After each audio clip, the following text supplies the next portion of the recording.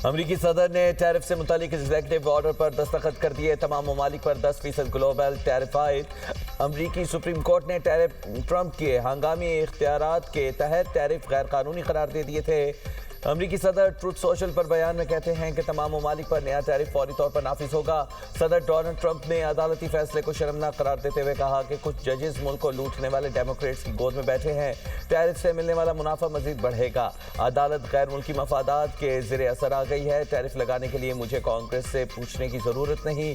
भारत के साथ तजारती मुआहिदे पर कुछ तब्दील नहीं हुआ। तमाम मुआहिदे बरकरार हैं, सिर्फ तरीक़ाकार मुख्तलिफ होगा। अमरीकी नायब सदर जेरी वेंस कहते हैं सुप्रीम कोर्ट का टैरिफ से मुतालिक फैसला लाकानूनियत है। फैसला अदालत की जानिब से साफ और सादा अल्फाज में कानून शिकनी है।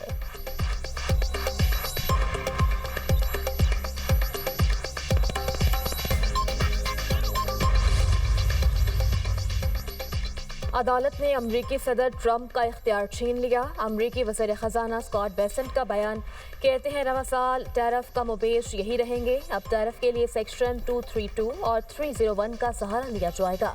दोनों सेक्शंस कई बार चैलेंज हुए, अदालतों ने इन्हें दुरुस्त करार दिया। तमाम ममालिक के लिए एक ही टैरिफ की सतह पर वापस जाएंगे। तरीका मुख्तलिफ होगा। उम्मीद है तमाम ममालिक तिजारती मुआहिदों का एहतराम करेंगे। तमाम ममालिक से मुआहिदों की पासदारी और आगे बढ़ने की अपील करते हैं।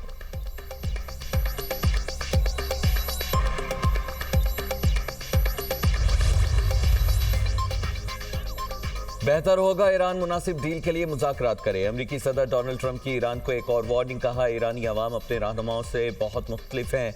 ये एक अफसोसनाक सूरत हाल है। 10 से 15 रोज़ में फैसला होगा हमला किया जाए या नहीं।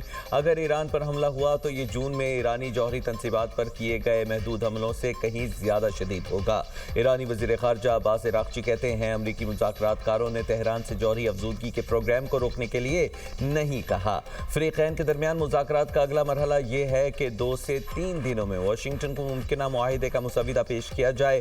दूसरी तरफ जर्मनी ने अपने शहरियों को फौरी तौर पर ईरान छोड़ने की हिदायत जारी कर दी।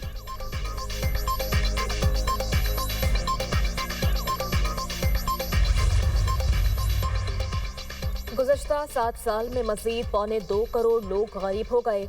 25 करोड़ की आबादी में से 7 करोड़ गुर्बत का शिकार। हुकूमत ने 7 साल बाद मुल्क में गुर्बत के आदाद शुमार जारी कर दिए। 7 साल में गुर्बत की शरह में 7.6% इजाफा रिकॉर्ड। गुर्बत की शरह बढ़कर 28.9% तक पहुँच गई। दही इलाकों में गुर्बत की शरह 36.2% रिकॉर्ड। शहरी इलाकों में शरह 17.4% रही। बलूचिस्तान में गुर्बत की शरह 47% पर जा पहुँची। केपी में शरह 35.3% रिकॉर्ड। सिंध में गुर्बत की शरह 32.6 और पंजाब में 23.3% हो गई। पाकिस्तान में मौशरी अदम मुसावात भी तारीख की बुलंद तरीन सतह पर। अदम मुसावात की शरह भी बढ़कर 32.7% हो गई।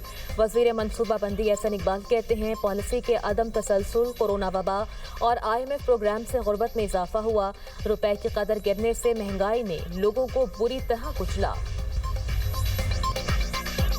महंगाई मजीद बढ़ गई। शरह में 1.16% इजाफा। सालाना बुनियादों पर महंगाई बढ़ने की मजमूई शरह 5.19% रिकॉर्ड। इदारा शुमारियात के हफ्तावार बुनियादों पर महंगाई के अदाद शुमार जारी।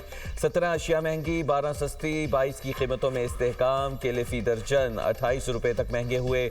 जिंदा मुर्गी की फ़ी किलो कीमत में 19 रुपये तक का इजाफा देखने में आया। लहसुन फ़ी किलो 28 रुपये और प्याज 3 रुपये तक महंगा हुआ। एक हफ्ते में टमाटर की फ़ी किलो कीमत 4 रुपये बढ़ गए। पेट्रोल, डीजल और LPG का घरेलू सिलेंडर भी महंगा हुआ। अंडे, आलू, आटा, चीनी की कीमतों में कमी रिकॉर्ड की गई।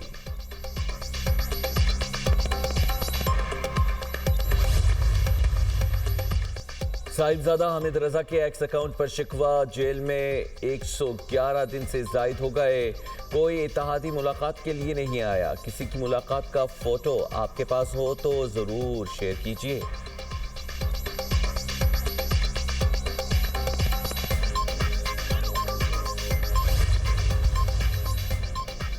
तहरीक इंसाफ सियासी जमात नहीं, कल्ट है। सियासी सोच और सियासी रफाकत का कोई तस्वर नहीं।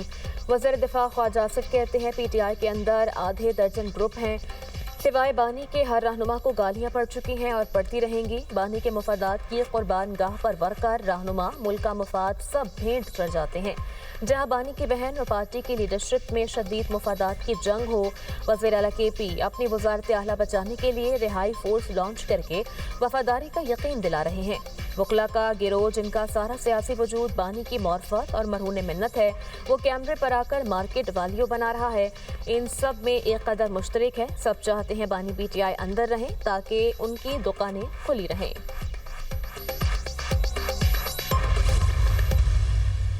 राना सनाउल्लाह साहब 2 डीलों का जिक्र करते हैं, मैंने 3 का कहा था। फैसल वावड़ा साहब का आपने जिक्र किया, मैं उनकी पे किसी बात पे तबसरा करना जो है मैं ज़रूरी नहीं समझता। बेगानी शादी में और हमेशा दीवाने अब्दुल्ला की तरह उनका रोल होता है। 2024 में इमरान खान साहब तकरीबन डील कर चुके थे, ऑलमोस्ट डील फाइनल हो गई थी। बीच में आ गया जुमे का दिन और खान साहब को ये कहा गया कि पीर वाले दिन से जो है तो आपको मटेरियलाइज करते हैं चीजों को। तो वो इतने उतावले हो गए थे इमरान खान साहब, इतवार और पीर का इंतजार क्यों करते हो?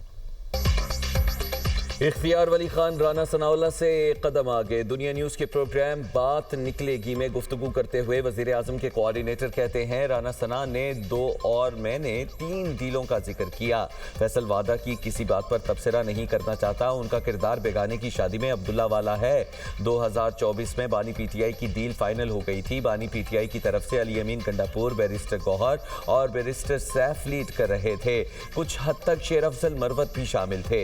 हुकूमत की तरफ से मोहसिन नकवी नुमाइंदगी कर रहे थे। डील तकरीबन फाइनल हो चुकी थी, लेकिन जुमे का दिन आ गया था। बानी PTI चाहते थे 2 दिन इंतजार की बजाय सुबह ही बनी गाला या नथिया गली शिफ्ट कर दिया जाए।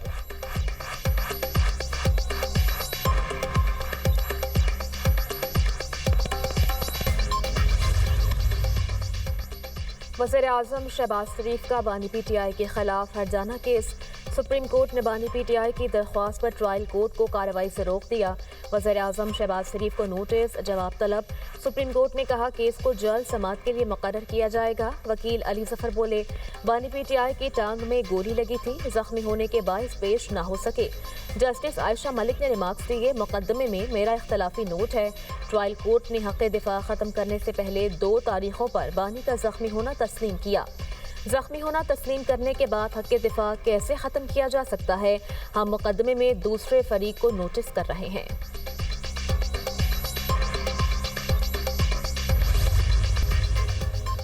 कराची में घरेलू झगड़े पर गोलियां चल गईं। बलोच कॉलोनी में भाई ने फायरिंग करके एक भाई की जान ले ली, दूसरा शदीद जख्मी, मुलजिम फरार। रेस्क्यू एहलकारों ने लाश और जख्मी शख्स को अस्पताल मुंतकिल कर दिया। जाँ बहक शख्स की शनाख्त बहाउद्दीन और जख्मी की मोहियुद्दीन के नाम से हुई।